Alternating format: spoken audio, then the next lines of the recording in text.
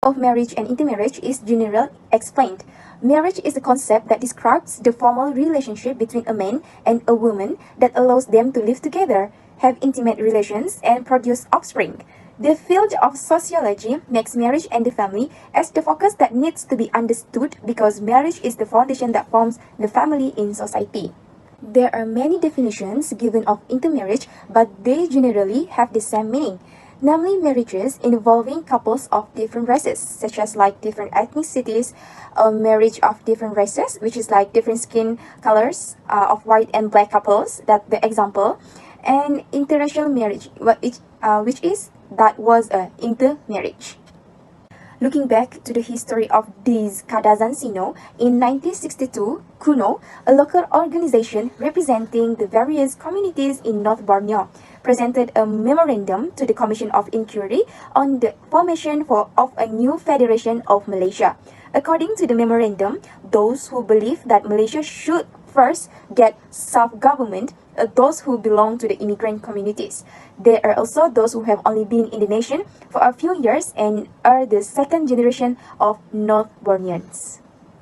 The Society of Kadazan was established by a group of Dusun people from Papar and Penampang who wanted to improve the community's position in the various political, economic, and social arenas. The people of the community claimed that the term Dusun was a derogatory term that referred to the people of the Orchard.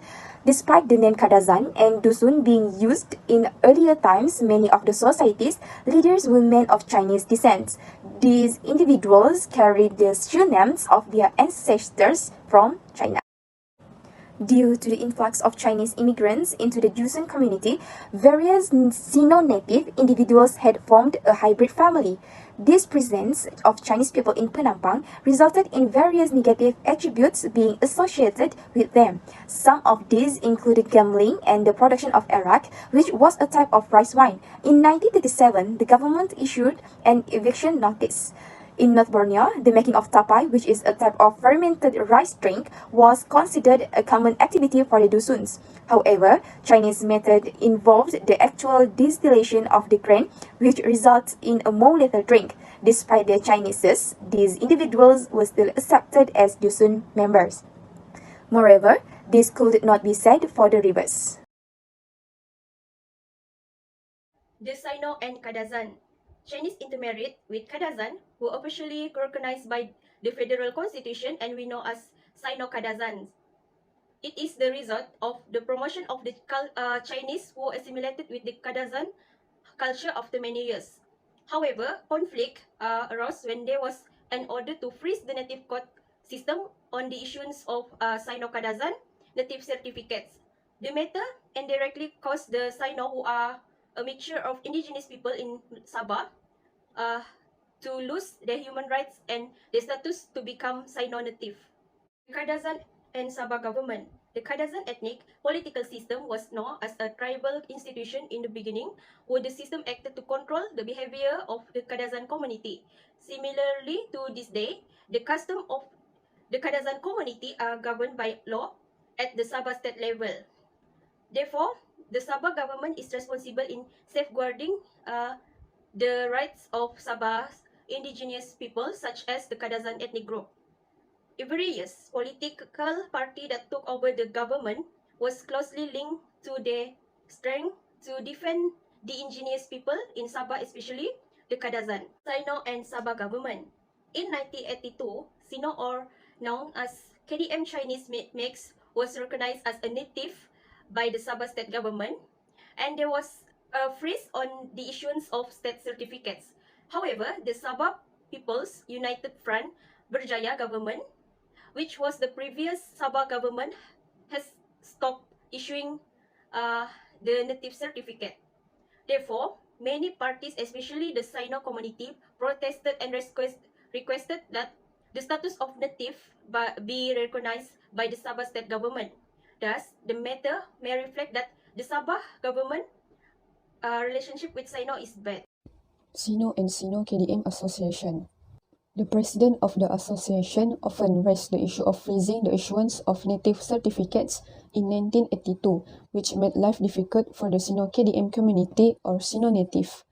The president and committee members of the association are still working hard to get the recognition for Sino and to get the government to give recognition to the community of mixed blood.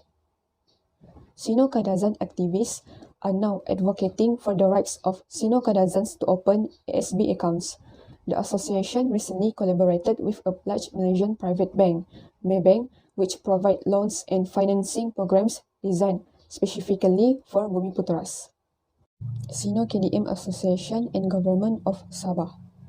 The Native Court has created the status of a Sino-KDM limited to 3 generations. The association has vehemently rejected the use of a 3-generation formula, which is seen to have exploited the rights of a person of Sino descent.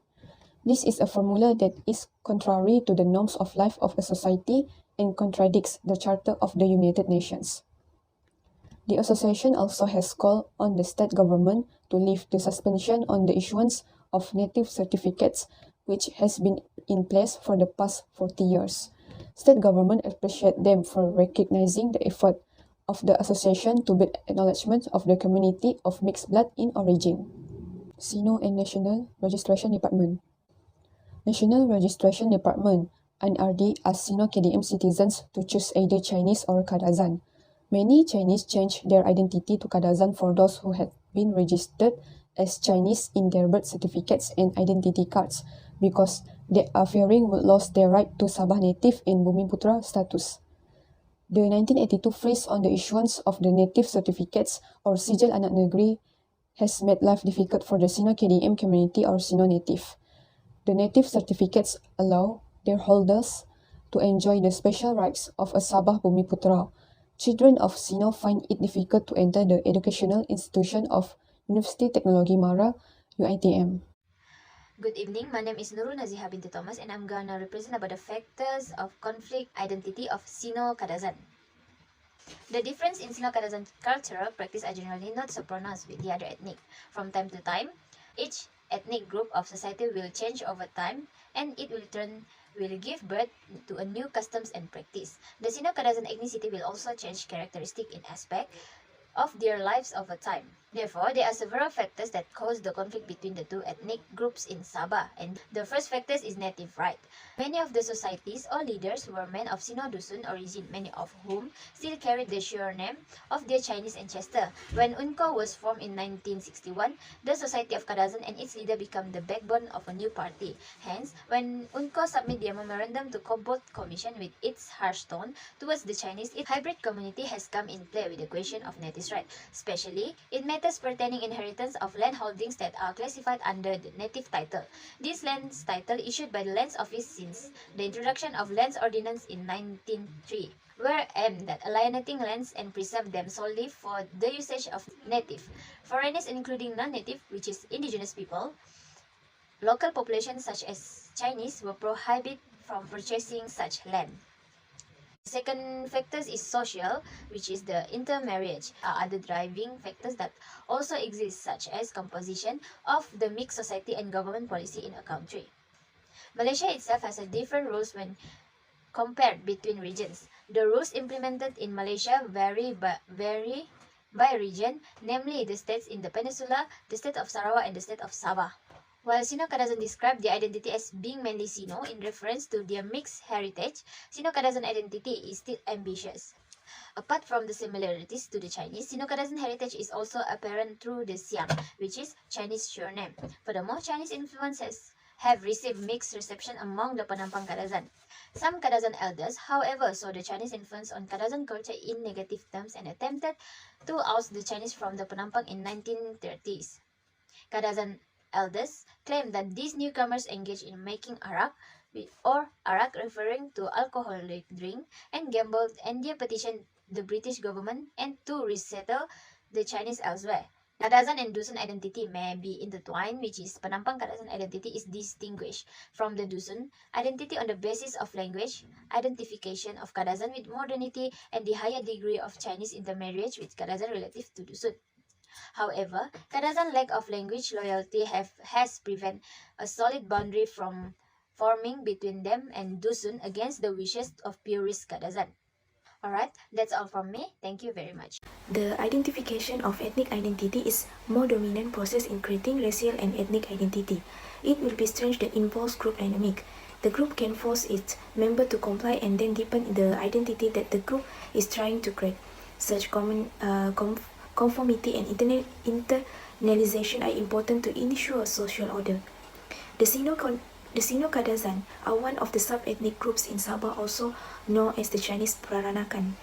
This racial identity is unambiguous identity. This is because it results from a combination of two different ethnic, namely Kadazan and Chinese. In this context, it has caused many Sino-Kadazan community to have to feel every impact that befalls them.